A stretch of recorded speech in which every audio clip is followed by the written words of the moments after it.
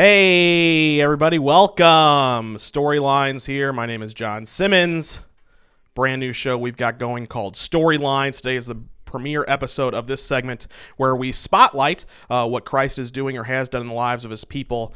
On the phone today is a friend of the show who, to longtime listeners, needs no introduction. He wrote the foreword to my brand new book, God Has a Sentence for Your Life, which is in stores today. Very thankful for him to pour into me, into that project, and also to just be supportive of our ministry in that way. For those unfamiliar, however, we're not here to talk about my book. We're here to talk about a book called Character Carved in Stone, which is the brand new book from our guest on the phone today, Mr. Pat Williams, who is currently serving as the co-founder and senior vice president of the NBA's Orlando Magic. He is a basketball Hall of Famer. He's written over 100 books, defeated cancer, and him and his wife, Ruth, are parents to 19 children and 17 grandchildren. You can find him over at Orlando Magic Pat Williams on Facebook or at Orlando Magic Pat on Twitter. Pat Williams, how you doing? John, I'm well, thank you. How are you doing? I'm doing great, and I'm so thankful you've joined us on the program today. I have been spending some time reading this brand new book you've written, Character Carved in Stone, and boy, is it an exciting testimonial, really, of so many great men and women who have done great things with their lives. Well, thank you, John. This book has just come out. The backstory is this. A few years ago, I was invited up to West Point to speak to the men and women's team at Army and their coaches. Afterwards, they gave me a tour of the campus, which is a great treat. Yeah. And we ended up at a little park called Trophy Point. And in the park, I noticed a bench, a concrete or stone bench. And then I looked further, and there were more benches. There were 12 of them, which seemed a little unusual. But then I checked closer, and I noticed at the end of a bench there was a word carved into the stone. Okay. And that was the case with all 12 benches. Words like courage, words like integrity and loyalty, responsibility, trust, those kind of words. And I thought, boy, there's got to be something, there's got to be a story here. Well, there was. We learned that the West Point class of 1934, on their 50th anniversary, donated those benches, selected those words to challenge and stimulate West Point students to live by those words and lead by those words. That was the background. And my thought was, boy, this is a well-kept secret. I never heard of this. I don't think most people had. And I said to the publisher, let's do a book. We'll take each word, do a chapter on that word, and then try and find a West Point graduate who best modeled that word. So that's what happened. Mike Krzyzewski, a West Point graduate, did the foreword for us. That was quite a treat. Yeah, and he has a chapter in the book as well, or at least a brief part.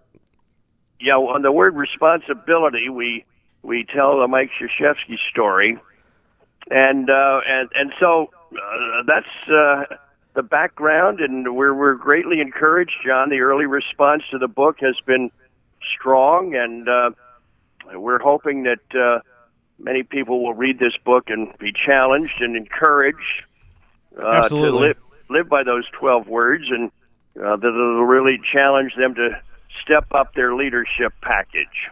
Character Carved in Stone is the name of the new book Pat Williams has written. Pat, I wanted to ask you, I've read several of your books, and I love the ideas that you're able to pull out. And this one, of course, as you've already mentioned, was very unique, sort of well hidden. You didn't realize it was there.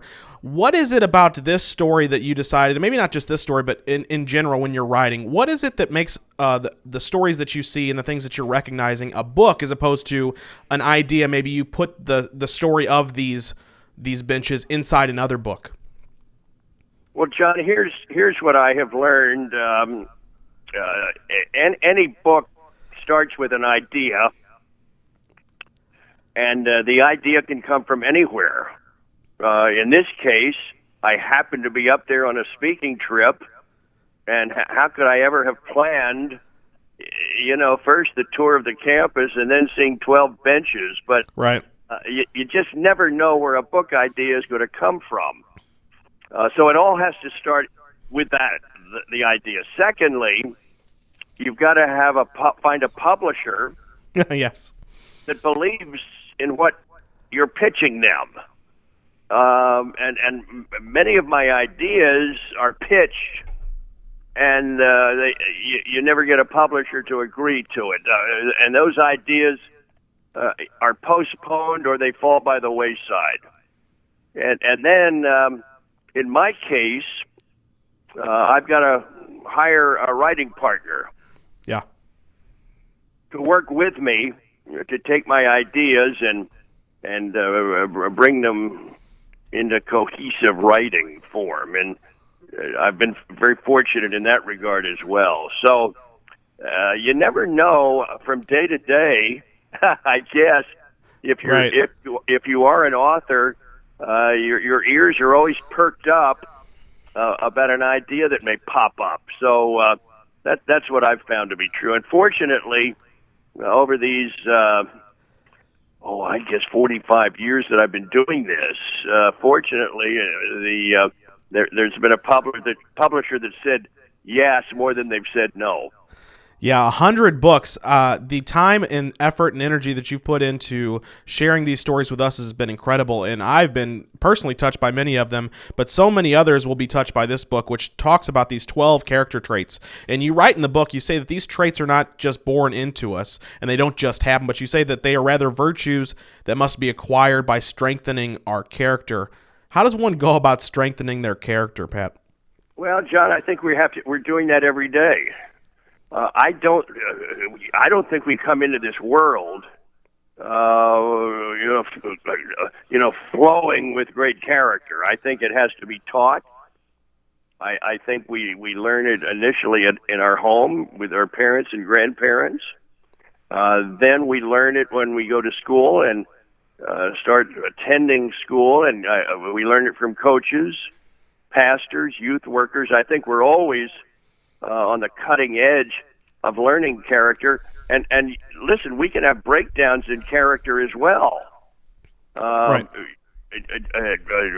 General Norman Schwarzkopf said this. He said, I believe that 95%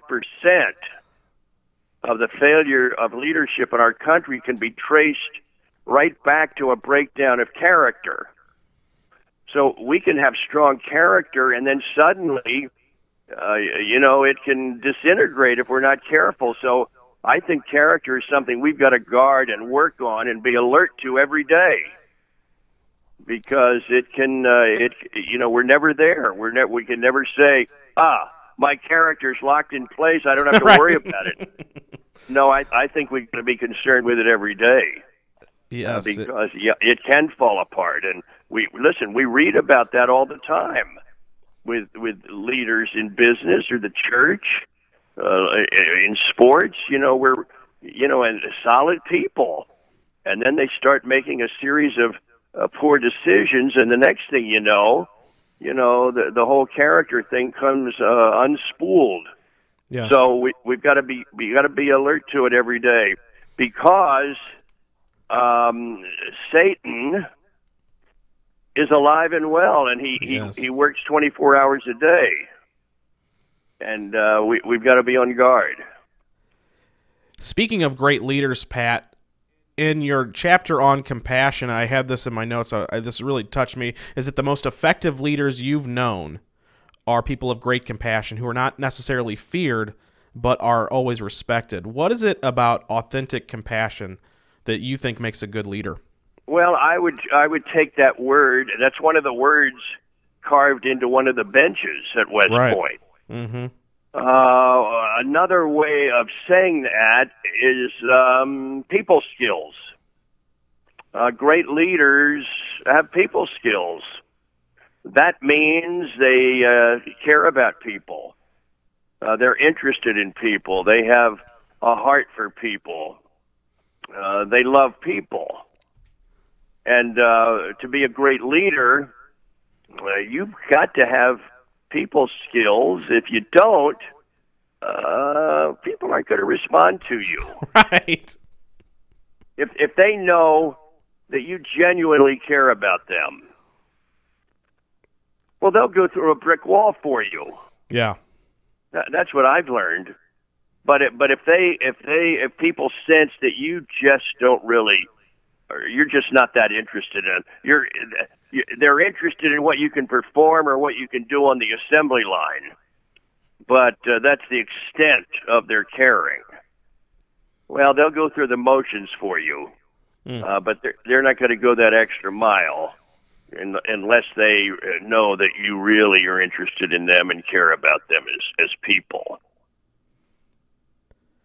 Pat Williams here on the program today. We're talking about his brand new book, Character Carved in Stone. These 12 character traits: compassion, courage, dedication, determination, dignity, discipline, integrity, loyalty. These are great words. Perseverance, responsibility, service, and trust round out this list. Inside your chapter on discipline, Pat, you write that a key to finding courage. And I know from our past conversations that you are very intentional with your time yourself. So how did you start your own journey of discipline, or how would you encourage any of us who would like to start being more disciplined in our own lives?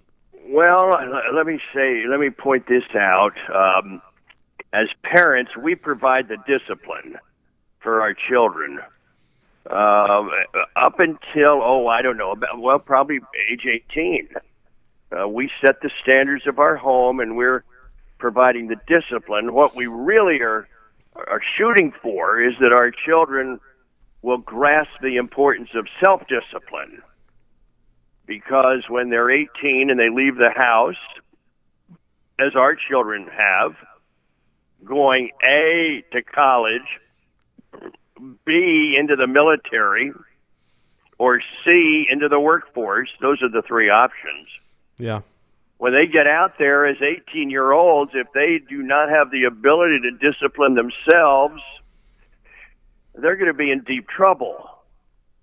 Listen, we have, unfortunately, we have prisons across this country filled with young men and some young women who just couldn't self-discipline themselves. And as a result, the government has to do it for them at great cost to everybody. Right. And so self-discipline is the key. Bobby Knight put it this way. He said, self-discipline is doing what has to be done, doing it when it has to be done, doing it the best it can be done, and doing it that way every time you do it. Pretty good definition from Coach Bobby Knight, who wasn't the most self-disciplined guy in the world, but I love his definition. Yeah. Now when he was throwing those. And so it's a key to leadership. If a leader cannot self-discipline herself, how in the world is she going to provide discipline as a leader? Nobody's going to respect that guy. Right. So self-discipline is such a vital part of success in life, and it's an absolute must quality if you're going to be a great leader. Again, Character Carved in Stone, the name of the book. To continue on this idea of discipline, one of the other keys that I really hits home with me, because I practice this in my own life and I know its effectiveness, you talk about defining what you want to achieve is a key to discipline. You say to clarify your dreams and goals and then write them down. Why are these two things important? John, a clear-cut, definite goal is a powerful motivating force. And as I have studied successful people, by and large, they're goal setters. They know what they want in life. They have a plan on how they're going to get there. Right. And so I believe we need short-term goals. We need mid-range goals in our life. We need long-term goals.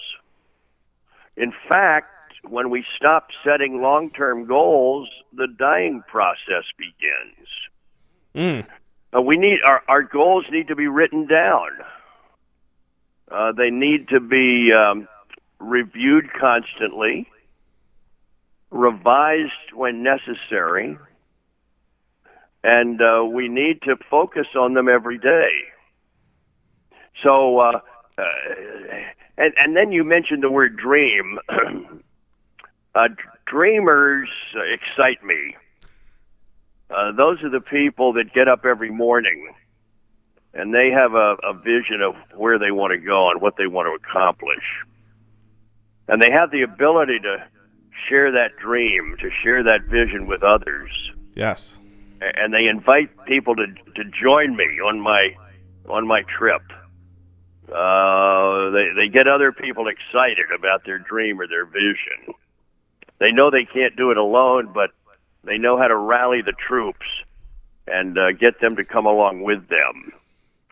That's a quality of highly successful people, I've learned. Pat Williams on the phone here, Storyline Spotlight, new John Simmons with you here. I want to talk some more about Christ in regards to some of the characteristics inside this book. You mentioned these 12 core virtues, and many of them can be defined as the way Christ wants us to live. Have you found, as you looked through this list, Pat, reflect it all in your life in any one of these characteristics, or maybe multiple ones, where you really found growth in your life in those areas after Christ showed up? Oh, I think after I became a Christian, John, 51 years ago, I probably had not paid a lot of attention to these qualities. Yeah. But as I have studied the life of Christ, all of these qualities that we share in this book are biblically based. You can go through the scriptures and find examples for all 12 of these. And I've always enjoyed studying Jesus as a man. One of the talks that I give when I'm out on the circuit in Christian circles is how to lead like Jesus. Right. And so many of these qualities that are in this book, are Christ-centered qualities. So there's a good challenge to your listeners, John, as you're reading through the four Gospels. Start reading and looking at Jesus and how he led. Study how he communicated and how he dealt with people. Study the character of Jesus. Study the boldness of this God-man. And above all, study him how he served. You see, serving comes first, and then you lead. I believe that. You get into that situation, and you're thinking service first, and then I'm going to lead following that. And Jesus had the heart of a servant throughout his ministry, which is amazing to me, by the way. Yes. I mean, here was God himself who participated in the creation of the world and the universe, and then he comes down here on earth for 33 years, and the first thing on his mind is to serve people. Wow. That boggles my mind. Yes. It's an incredible tale you're telling for us to sort of see. You wrote about leadership in this book, but Jesus, obviously our greatest leader, our greatest example of leadership, and his testimony is one that we carry with us and learn from still today. I wonder, as you were writing and learning these stories of these individuals that are featured in each of these chapters, whether it's Ulysses S. Grant on compassion or Dwight Eisenhower on integrity or some lesser-known names, maybe in some of the other chapters like John Pershing or Maggie Dixon, as you were writing about some of these people, were you able to see how God was weaving through their lives or how their testimonies were being written in that way? Oh, John, in every case, yes. Now, I don't know that all of these people, where they stood with the Lord, but God was definitely at work in their life. and you can study them and come away learning so much about how to deal with the issues of life. You mentioned Grant in the chapter of compassion. Well, we don't think of General Grant, who, by the way, had strong St. Louis ties. Yeah, there was several mentions to Missouri in your book. Yeah, but yet Grant cared deeply about his men and his horses. There's one story from the Civil War. Grant was noticed a soldier on the side of the road just beating and whipping and pummeling his horse. And Grant exploded with anger. He was not very rare for him, but he exploded with anger and went over to that soldier and all but, bit his head off. Yeah. Because he just could not stand the sight of an animal being abused. We noticed in Grant's case that he was a compassionate man. He had great compassion towards his family. His marriage was just a never-ending love affair. A lot to learn from Ulysses S. Grant about how he led, and above all, the compassion that was there in his heart. It was quite a discovery for us. Pat Williams on the phone here, Storyline Spotlight, character carved in stone, name of the new book. How did you go about collecting all of these stories? Did you just get a pile of 100 cadet stories on your desk, or how did that process look like? Well, we did some research, obviously, and the internet today, John, there's you have such access to everything that's ever happened in the world. It's pretty amazing. But I have been a student of history. I still am, and I was able to earmark some of these leaders and where they would fit with a particular word. My writing partner, Jim Denny, is also a student of history, and collectively we were able to figure out who the best person was with a West Point degree, other than Maggie Dixon, who did not go to West Point, but her story is so compelling. She was the women's basketball coach at West Point a few years back, young lady who turned that program around and got the West Point campus excited about women's basketball. But then at age 27, she had an enlarged heart, and she died of heart failure at age 27, and that campus was shocked and in mourning for a long time. But she left an imprint on that campus that's still there. So we inserted her in there, deservedly so. Sure. As a West Point product who, has quite a story to teach us. Speaking of women in the academy, you had mentioned in the book that they didn't get admitted until the early 70s, and you highlight some of the stories of the great women who've come in through the program. Yeah, that's true.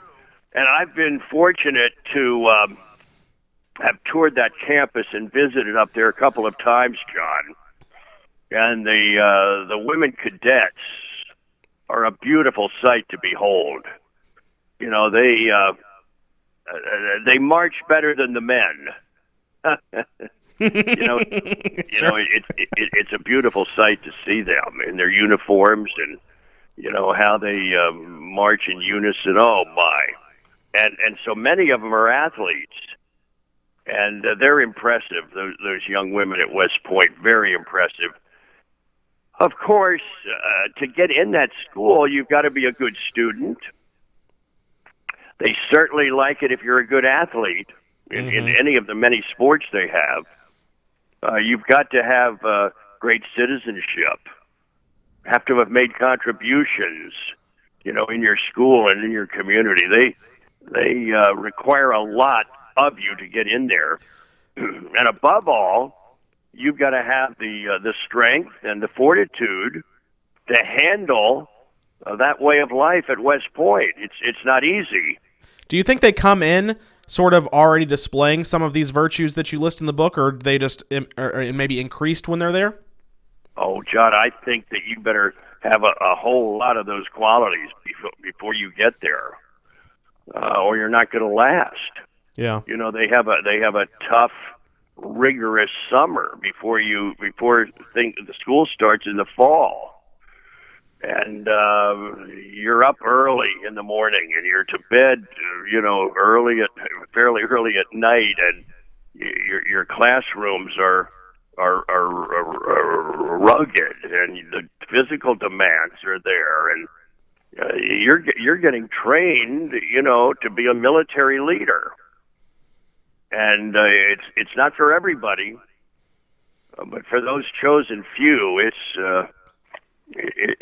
a great life, and to have a West Point degree, it's pretty special. Yeah, I feel good whenever I have visited there about the future of our military. When you see these young men and women who are going to be our leaders in the years ahead in our armed forces, it's very encouraging. Character Carved in Stone. Pat, who should be picking up this book? Because I think some people might think, well, it's about military, it's about history. Maybe it's not for me. I think it's for more than just people who have that like to read those kinds of books. I agree, John. I think this is for a wide range, young and old alike. I think people who may not be history buffs will find, oh, this is pretty interesting.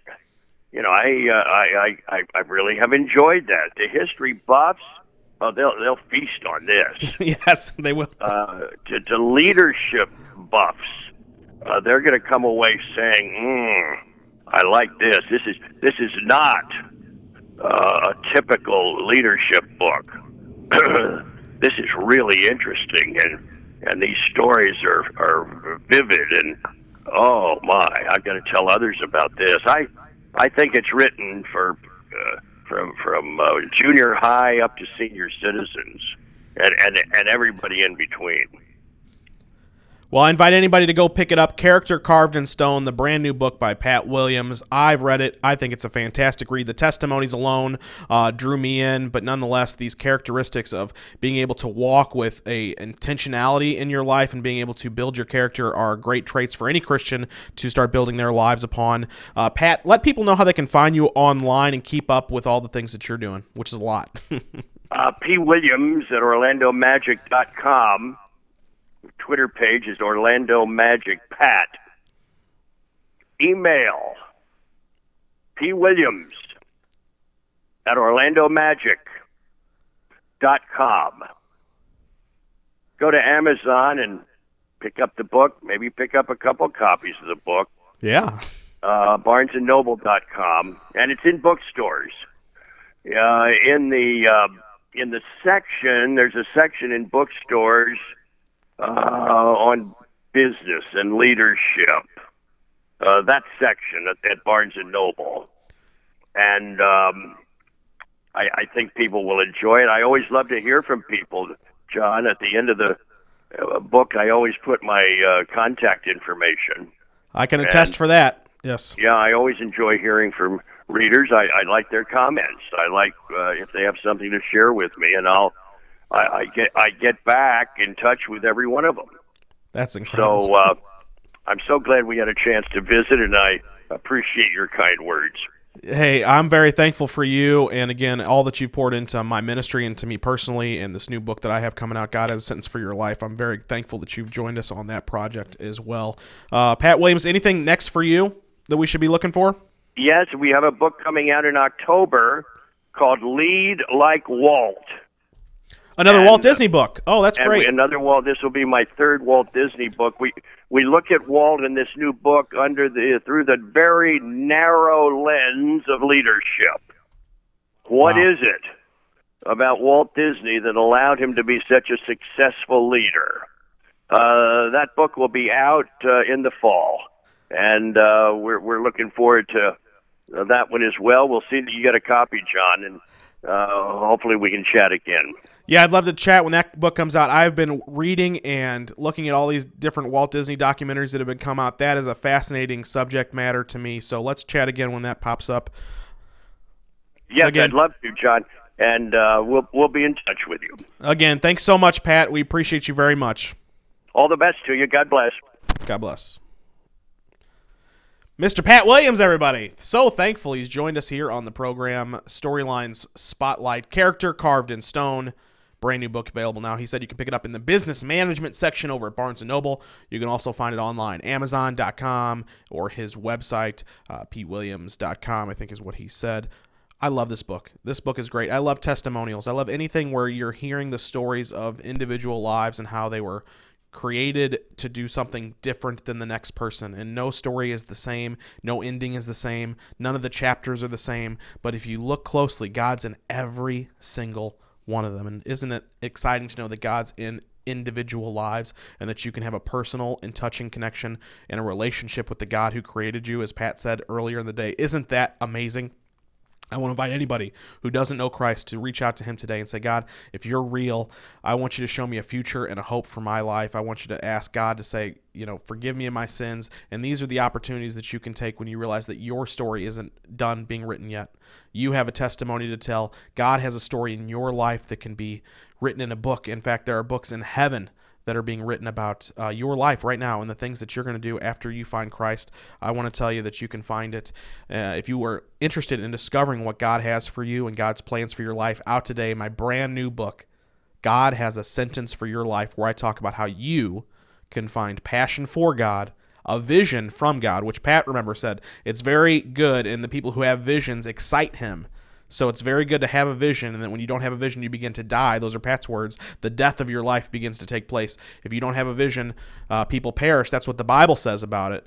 So I want to teach you how to find a passion for God, a vision from God, and a faith to walk that out. So pick up God Has a Sentence for Your Life. I'll discuss those 3 points and encourage you to find God's plan and unique purpose for your life. Pat Williams, again, wrote the foreword for this book.